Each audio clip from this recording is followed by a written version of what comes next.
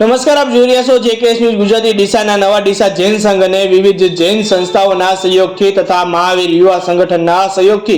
અવારનવાર વિવિધ પ્રકારના ધાર્મિક, શૈક્ષણિક અને સામાજિક ક્ષેત્રે અનેક પ્રકારની પ્રવૃત્તિ કરવામાં આવી રહી છે। ત્યારે આજે પણ ડીસાના નવા ડીસા જૈન સંઘ અને વિવિધ જૈન સંસ્થાઓના સહયોગથી તથા મહાવીર યુવા સંગઠનના સહયોગથી ટ્રક ડ્રાઈવરોને મીઠાઈનું વિતરણ કરવામાં આવ્યું હતું, જેમાં જૈન ધર્મમાં સ્વયંના માર્ગે ચાલી રહેલા અને એક ગામથી બીજા ગામ પદયાત્રાએ અને વિહાર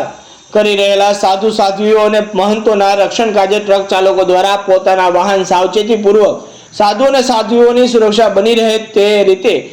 હંકાળવાના શુભ આશયથી 2500 પેકેટ જેટલા મીઠાઈનું ડીસા જૈન સંઘ અને વિવિધ જૈન સંસ્થાઓ તથા મહાવીર યુવા સંગઠનના સહયોગથી ટ્રક ચાલકોને વિતરણ મીઠાઈઓનું કરવામાં આવ્યું હતું। જેકેએસ ન્યૂઝ સાથે ભરત ઠક્કર, ડીસા।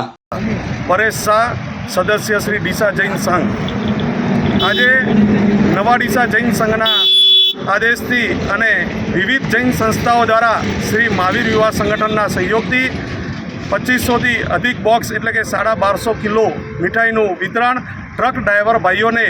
એક ઉદ્દેશ્ય કે જૈન સાધુ સાધ્વીજી ભગવંતો જે પગે ચાલીને વિહાર કરે છે અને સનાતન ધર્મના સંત સતીજીઓ જે પગે ચાલીને એક ગામથી બીજે ગામ જતા હોય છે